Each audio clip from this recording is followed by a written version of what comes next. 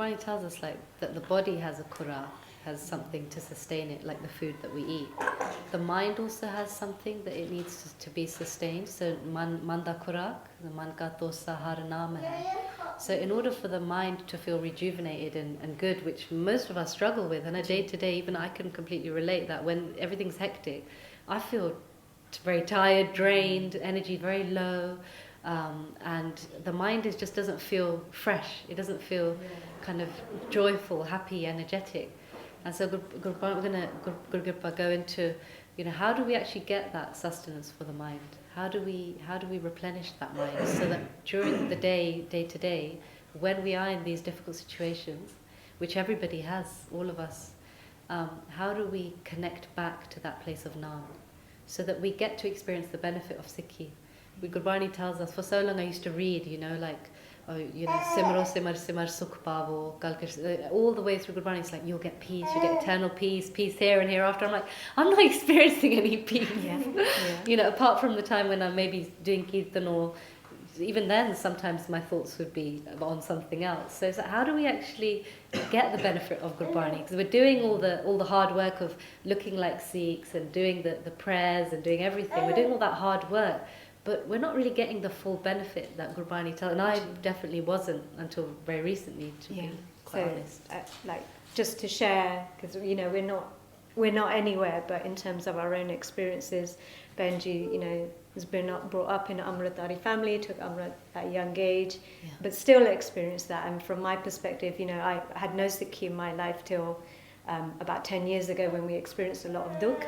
And even then, it was like, first there was this high of, learning about Sikhi, learning Gurbani, learning about Kirtan. But even that plateaued at some point.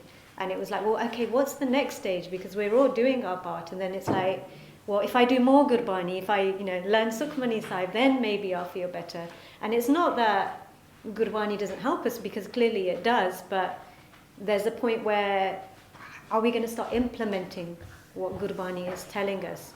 And what we're sharing today, and hopefully everybody will be sharing together, is that change that happened for us a couple of years ago, where that Simran became a regular practice, and how that kind of changed us internally. Because every day we wake up and we're like, I'm going to be less angry today. I'm not going to get angry at the kids today. I'm not going to get stressed at work today. And we have this intention every day. I'm going to be more Sattuguni. I'm going to, be more patient. I'm going to be more humble.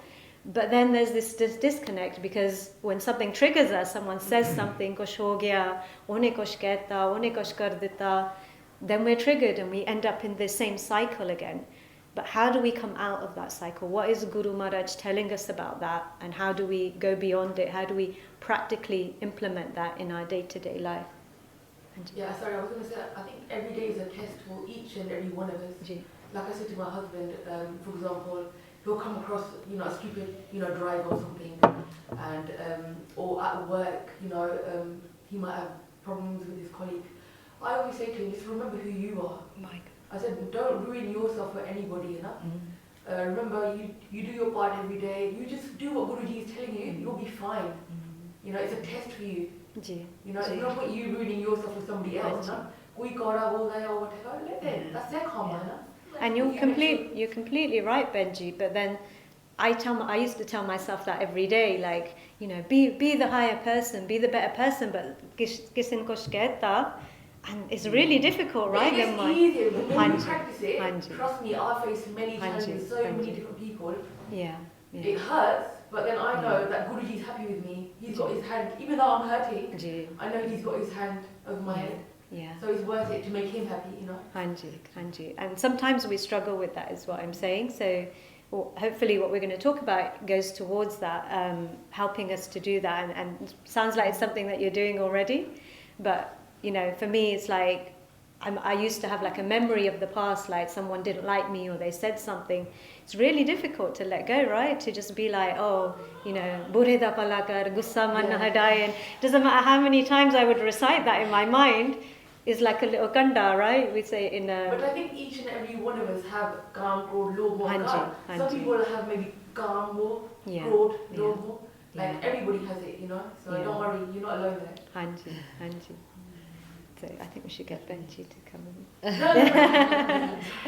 No, because that's what we want to talk about. Because Gurbani tells us that we have an internal family, all of us. So within our sarir, we have the mind, and we've got the panch jor, is dehi andar panch jor vase. We've got atma. So we've got an internal family. Gurbani tells us about this game of life that we're going to try and understand. Mind. The mind is actually Vaheguruji's child, because all of our minds were connected to Vaheguruji at the beginning of this game in Satjug, when the game started. The problem is that the Panchjor reside within the body as well, and they've been instructed by Vaheguruji, as per the game, to mislead the mind. So this is all a khel that's been created by our true mother and father. So the Panchjor's job is to mislead the mind. And the Atma is there, which is a direct connection to Paramatma, as the seat of wisdom, clarity within us.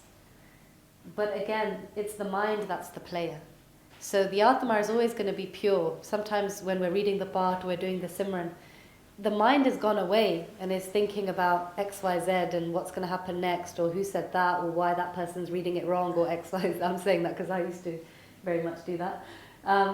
But the mind will be running away, the Atma is reciting, and the mind isn't getting cleansed. So with Gurbani tells us that it's sara khelya, that we're in this world, we've been in this world many times in different costumes. I'm Darshan Kaur and I have my 3 children and my husband, but I've been many other people before, and I've faced many of the same challenges again and again. You know, I've had children that have been difficult, or I've struggled with my relationships, or in all these different forms. Fir Gurbani kind of samjhas to us that you've been here so many times, but this isn't your true home. That we've got to pashan what is our true home, and we've got to find it whilst we are living. And it's not that we've got to, but that's the purpose. But by doing that, by finding that nijgar within ourselves, that Guru Sahib has placed within us, our home, Dasam Dwar, Begumpura Shahr, Nijgar, Sun, all of those names, we can experience eternal peace whilst we are living in what Gurbani calls Gal Da Desh. A desh where there's lots of problems, lots of struggles. Baba bekh dekhe sansar. I've seen this world to be poisoned. That's not to say there's not beautiful experiences that we can have and things, but ultimately there's a lot of pain. There is sukh too. So how do we then, Gurbani gives us the solution to how do we live such a life here, but still be able to connect back to our true home all the time. Not just in the morning when we do our Simran or our Nityanem, not just when we come into Sangha, but in that every single breath, how do we breath by breath connect back to that eternal home? Which means that it doesn't matter what's happening in front of us or around us, we can always access peace and wisdom all the time. And that's what Gurbani is telling us. And that's the truth of how do we live. Simro, simar sukh pavo. Gal kalesh tan mahe mitava. That all the kalesh goes and we experience peace. Look, we just had the Char Sahibzade, Shahidi Mata Gujari, and we think about our shaheeds, we talk about them in Ardas, but Maharaj is telling us, Manas to devte kiye.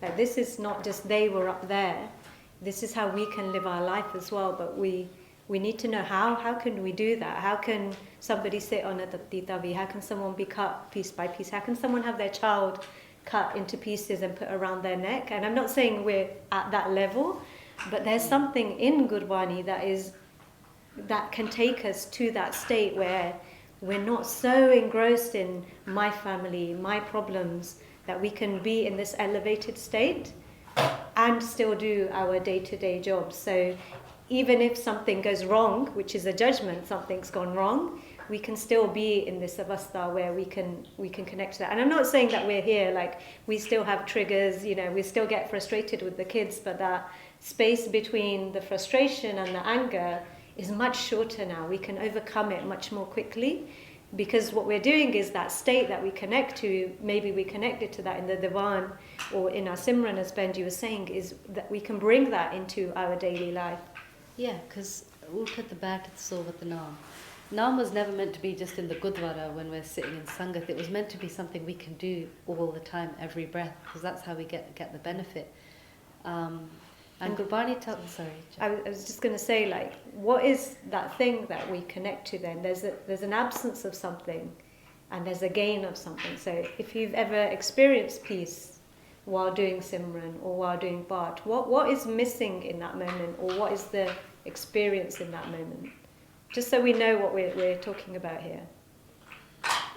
So when we've ever sat and we feel connected, what's different from that moment to a moment where we're not connected? Because our What circumstance is the same, right? So whatever problem we had, that's the same. But now all of a sudden we're experiencing peace. It's like you were saying, it's a mind, it's a game, Right. you know? Yeah. And we're in charge of it, you know? Yeah, exactly. So it's the thought, right? It's not necessarily the mind, it's the thought that's within them. I can't remember what it was, but it was about the mind. The mind can destroy you, Right. it can invent things, and it can do so much, you know? Yeah. And It's about being in the present moment. G. That helps you. G. Yeah. So the present moment is right here, right now. It's not about the past.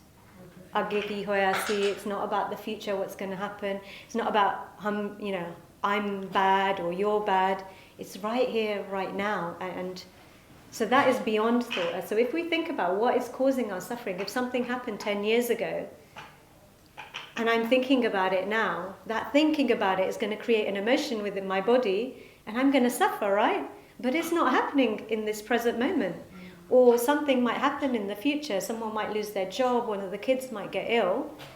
But why is it causing me suffering right now? It hasn't even happened. It's being in this moment right now, but it's beyond that. It's not just the present moment, it's something that we're connecting to, which is our true home, right? It's connecting to Naam.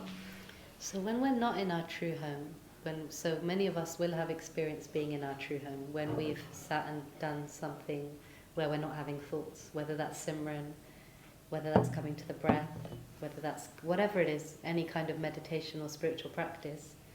So when we're not in, has everybody experienced that? Is there anybody who hasn't experienced a glimpse of that? Thought process, the mind works in space. Just like a knocking between those spaces, past and present. The moment you're not in past, the moment you're not worrying about present, future, then you straight away come into present. The moment you are in present, it quietens, and that's when you feel that it may be a moment of it can last for longer, but it can be less. You never know. So try to bring that's what the practice is all about. Is to not worry about that space, which is past and future. Maharaj says nirbal, so when fear, it can only happen in the future, right? Can't have fear of the past. And then Maharaj says nirvair, like judgment, hatred, that can only happen of the past. So if Maharaj is saying nirbal, nirvair, if we're not in the future, we're not in the past, we have to be in akal murat, beyond time, which is right now. And that's that state of peace, huh? I think when you have that experience, I'm talking about like my own now, you can't put it into words. You can't. I don't know, like how many of you have had that feeling. It's like you've gone into another world. I've only ever had that once in my life, and I was crying for it back. And it was like, wow, you just can't put it into words.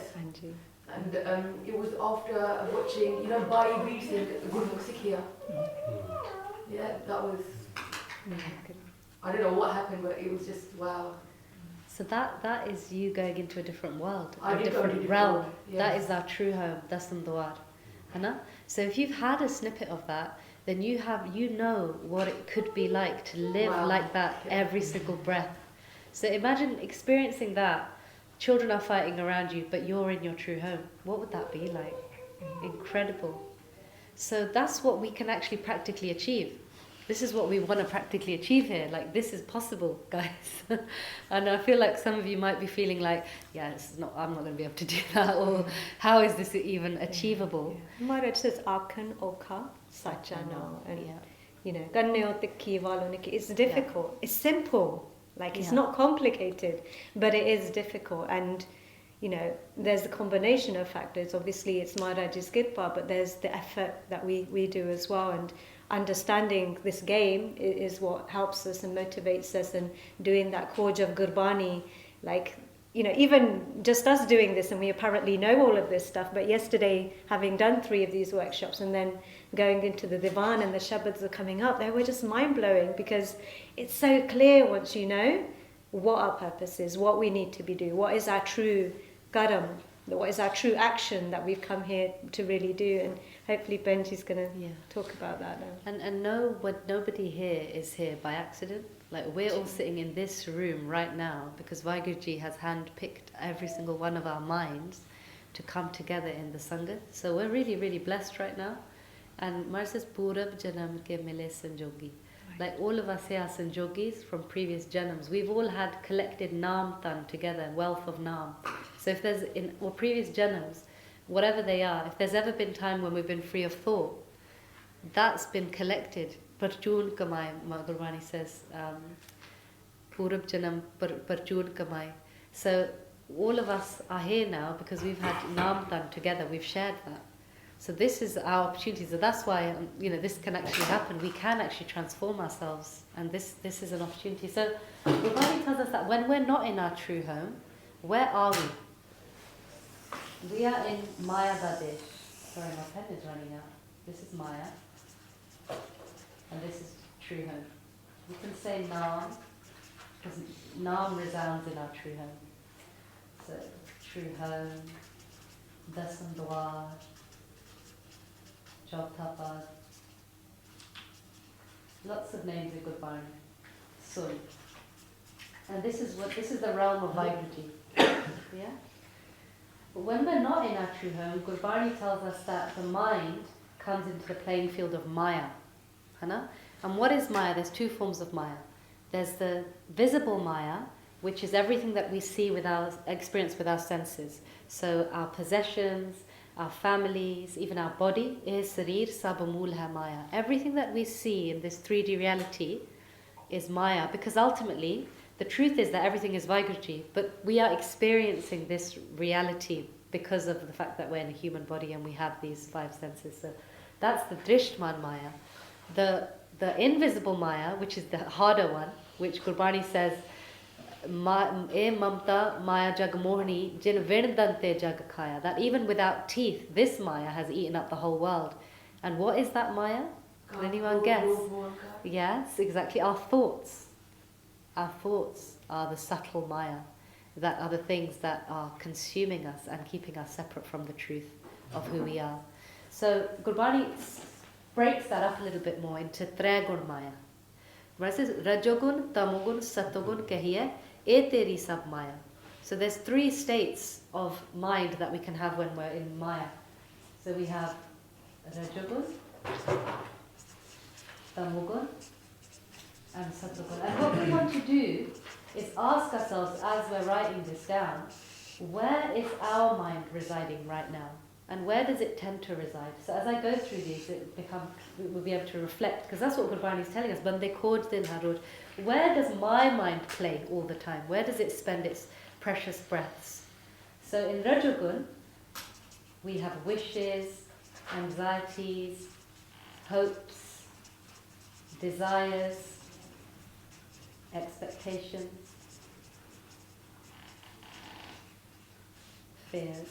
In Tamogun, we have the 5 thieves: lust, anger, greed, attachment, ego. We also have slander, hatred, duality, jealousy, gossip. Gurbani calls this big saga, ocean of poison. Gurbani calls this Rajogun Agan Sagar, ocean of fire. And this Satogun is Sukh Sagar. So when our mind is in compassion, patience, tolerance, humility, forgiveness, doing dharmic things, then our mind is in Satogun.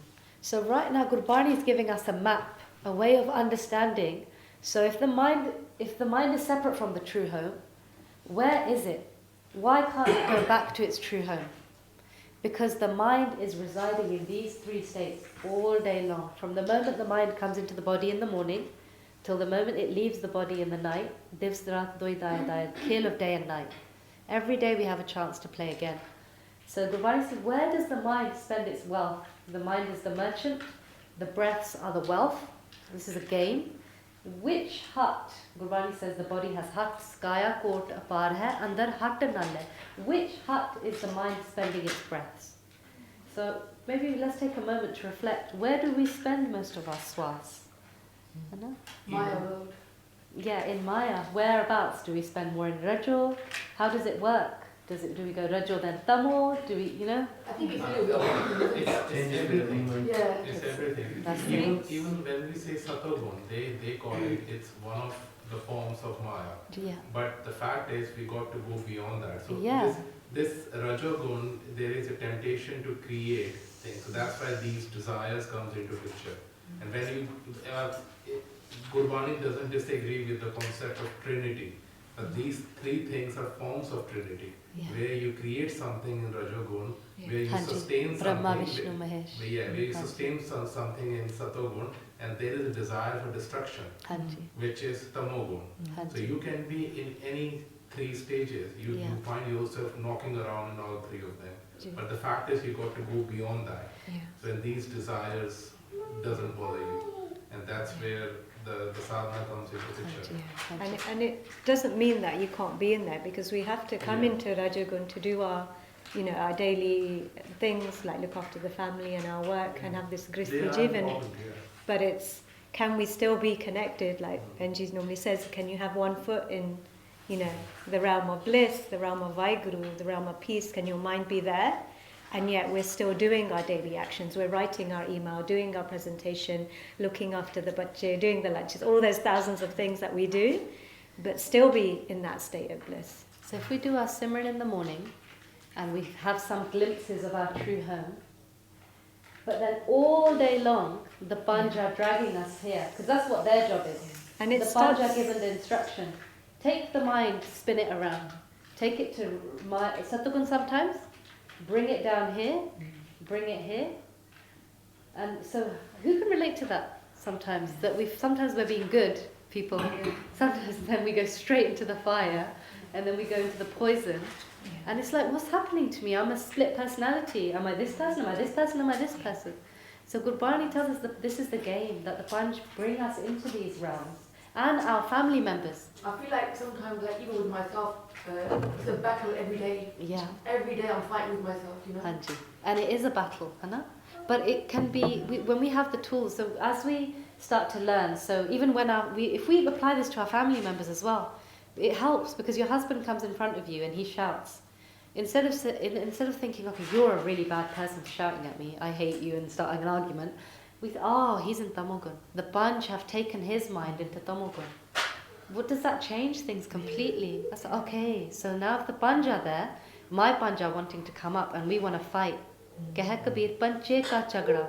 Kabirji says that the chagda is not between the minds are pure. It's the Panj that come up within each of us and fight, and then create kalesh and keep us from recognizing our true home and our true goal. And this is really empowering, because how much of our breaths, how many of our thoughts do we spend blaming and shaming, right? My son is 13, hormones are kicking in, and I can quite easily blame him, or, equally a 2-year-old, right? For the temper tantrum, or, the husband or the wife, let's be fair here, or the job or the parent. Because we spend so much time blaming other people for our problems, saying there's something wrong with them. But this is so empowering, because we're recognizing the Banja also within us, the Banja also within them. But we can be in a state where their Banja can come up, but we can prevent ours from coming up. Like conscious living. 100%. Yeah, exactly. Yeah. That we're not going to let you win. Well, we're going to be alert and not let it, take over. Alert. And how does the mind stay alert? Gurbani says that as we get this practice of Simran under grips, when we start to establish this practice, then what happens is that Gurbani tells us we come here in Rajagun to do our worldly duties a little bit, Anna? But as we're doing Simran Nal, then we're walking up this ladder, which takes us, if this is the path of live taat doi raah hai, hukmi kar kamai. There's two paths. There's one of live and there's one of taat, falsehood and love. Hai? So as we get really good at this practice of Simran, we start to walk up this ladder. We start to experience these qualities more consistently, and then we start to go into our true home. And when we're here, we are not subject to these bunj anymore. They can't control us as long as we're here. So when we start to do, and I'm one who struggled with Simran for a very long time. I've been into Sikhi for my whole life. I've only started doing Simran the past few years, because every time I would sit down, I was, this is not for me. I'm getting too many thoughts. This really, if this is the only solution, I can't do it. Hanji. One of the things someone told me is to, instead of say Simran, is to think it instead. So think Vaheguru instead, because then you're not allowing room in your head for thoughts. So Yeah, that's a good technique. That's it. Yeah. So we have to find the jukti, the way that we can establish this practice of Simran within our minds, because once we get really good at doing it, which we'll do some in a moment, once we get really good at doing the Simran, we will effortlessly walk up this ladder. And when we do the Simran when we're sitting down, that's one time. But as we start to do it with every breath, when we're walking, when we're with people, when we start to connect to that space that we experience when we do the Simran sitting down, because we know now that it's in us. Once you've sat down, done the Simran, like Bhaisal was saying, and found that space and then stayed there for a little bit, then you know it's in there somewhere. So that when you're walking around, you start to say, okay, where is that space? Can I access it now while I'm talking? Can I access it now while I'm walking? Slowly, slowly, when the pyar inside of us gets so strong, or the dukh gets so strong, we start to keep going back to that space, back to that space, back to that space. And then what gets established is a life where breath by breath, we are going back to our true home all the time, back, going back, going back. Yeah. And that is that space beyond thought, because again, coming back to what is causing the suffering, something might still come up for you, and as long as you attach your mind to that, and like Benji was saying, you know, if you've got a way to then go beyond the thought, let go so quickly of that. Maharaj has given us that jukti, Maharaj has given us that tariqa of how do we go beyond that suffering then. And we're not getting embroiled, it's her fault, it's my fault. We're going beyond that. So what happens first is we sit to do Simran, as Benji was saying, but so many thoughts come up. And we're like, I'm no good at this, I can't do Simran, I can't do meditation. But that's the point, because how often do we stop? Hannah? We don't. We even take, I was saying before, we even take the phone to the toilet with us, right? And we don't even have that space. So at the beginning, there's bound to be lots of thoughts, depending on where we've spent our swas during the day, where our thoughts, where our mind has been, what activities, what we've been absorbing, what films we've been watching, what conversations we've been listening to. That's all going to contribute to how busy our mind is when we sit. The morning is the ultimate time. You can do it any time. The morning is the ultimate time because the mind is a little less busy, unless you picked up your phone and gone straight on WhatsApp and Instagram. So at the beginning, the thoughts are going to be there. But as we use that jukti, we keep bringing the mind back to the Guru Mantra. We focus on the sound of that. And we keep doing that over and over again. In 1 minute, you might have 1 second of peace. But just like you can't run a marathon and pick up the heaviest weight in a week, this isn't going to happen in a week, right? It's going to take practice. And slowly, slowly, you'll get a minute. In 10 minutes, you'll get a minute of that peace. And that will slowly increase. And the idea is then we get to this place which is beyond our thoughts, beyond the waves of Maya. And when you get to that place of Sun, where there's just complete peace, that's the realm of Vaheguru. Once you get there, there's so much less effort involved in your daily life. There's less of, I'm going to be a less angry person today. I'm not going to be a gammi person today. I'm not going to be stressed today. Because Maharaj then does that work for you. That's where the mind gets cleansed. So we talk about the philosopher's stone, right? Maharaj turns iron into gold. And our experience has been like, instead of now trying to be calmer with the kids, that transformation is happening automatically. And the more time we spend in there, the better. But then we also bring that into our day-to-day life. So, you know, for example, when we're washing up, when we're gunning the atta, when we're, you know, preparing our presentation at work, whatever it is that we're doing, like Benji was saying, going for a walk, saying why Guru with each breath, we're keeping that banda clear now. And then we can manage that state. Now if somebody comes to you and says something to you, because we've practiced it, we can come back to it. I know. If we haven't practiced it, it's going to be really hard. I like this phrase, it's too late to learn how to swim when you're drowning. Because then we want to do the Simran, but that's too late. I know. So if we're practicing it already, we can bring that state back with every breath. It's difficult, akan oka, sacha now, but with Sangat, with the Ardas, with Maharaj's Kirpa, and that abhyas is the key thing, is to keep that abhyas going. We can get to that stage. And like we were saying, like we're not perfect beings, we still get triggered, we still make mistakes, but so much more peace is there. So less time it takes now to come back to that state of peace. Can I ask you regarding even mind? I don't want to, it's a bigger topic when we say man, chit, buddh, anand. Gurbani says that, right? So mind is not a single entity, जो मन है, ये चार चीज़ों का combination है. I've got another question around, we speak about Panchor, Atma, Paramatma, Man, and then Teguri Maya. How do you, I'm asking a question to everyone. I've got teenager, 14 and 10, and how do you connect your children into Sikh way of life? And this is being a challenge because, we grew up in India, and we had those challenges. We saw people struggling there. We know what exactly a life can be and what kind of challenges life can throw onto you. But our kids here, they had very privileged life because we came here to have that luxury, and we passed on that luxury to our children. How do we really connect them? They look like Sikh, but sometimes I say they even we found our foundation later on. But how do we introduce these things to them? What I understand, it is only the grief which connects you to the Vaheguru. We can drag it, make it so much big. Yeah. But there are some people who are really sensitive. If you read about Siddhartha, Gautam Buddha, he was very sensitive person. Yeah. He got his connection to, he was a prince. He got connected to Vaheguru by looking at other people's grief. And these people are, once in millions, basically. Yeah. But all of us connected to Vaheguru through grief. Dukh hi daru hai, dukh daru hai.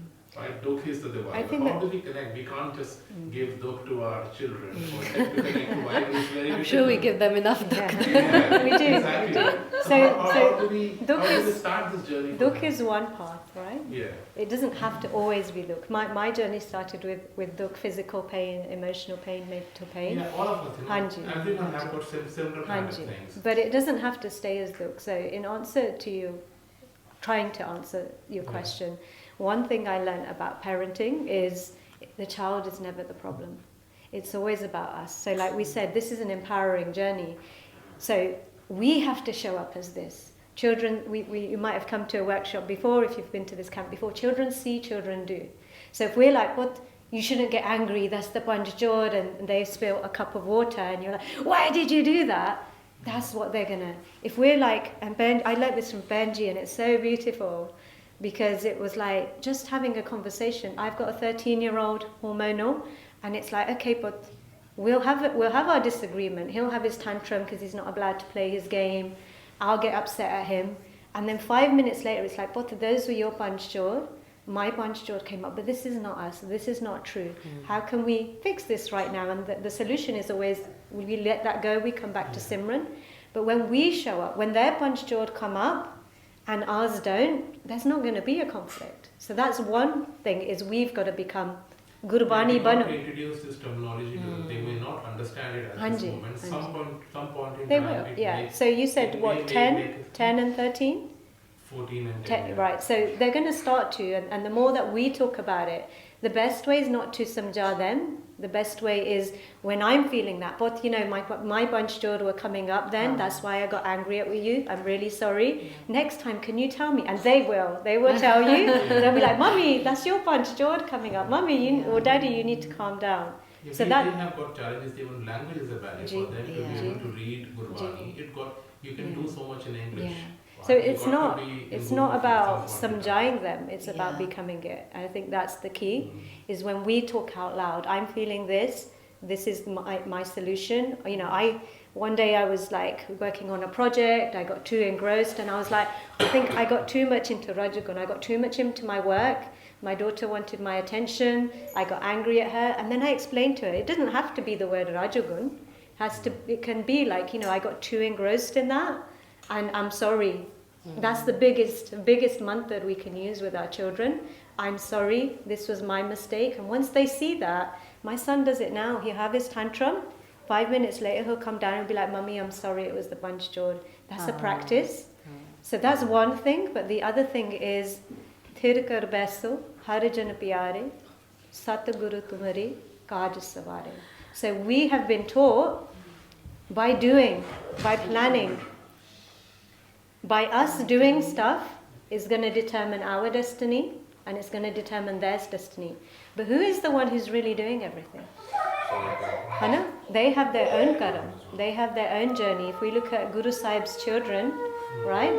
Some of them were disowned because of their karam, right?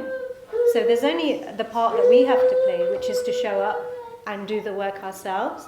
But their karam are their karam. But as we spend more time in Tirkar, right? As we spend more time with Satguru, Kaj Savare, they take care of everything. There's less worry, there's less chinta. And why do we have these kalesh most of the time? They come from fear. They come from this sense of control. If my Potta doesn't know his Japji Sahib, doesn't learn this Shabad, isn't the best sportsman, his life is not going to be healthy, right? But what is Gurbani telling us is the most important thing. So for me, I used to sit down, you know, not physical danda, you don't have to call NSPCC, but you know, a metaphorical danda and say, do your Japji Sahib. And there was no PR. And now it's like, okay, let's do Simran together. Let's do 5 minutes. I even implemented prizes for a little while, but then they became attached to the prizes. But it's with them seeing, and I have to trust, even if they don't want to do the Kirtan, they don't want to do the Simran. How many of you had parents or grandparents, and when you were in your time of dukh, you were like, yeah, Bibiji taught me this, my Nana taught me this, my mum told me this, Hana? Those things will come up when they need it. And we have to trust the Guru, we have to surrender to Maharaj's Sukham. Vaheguru. Sorry, a very long answer. No, that's fine.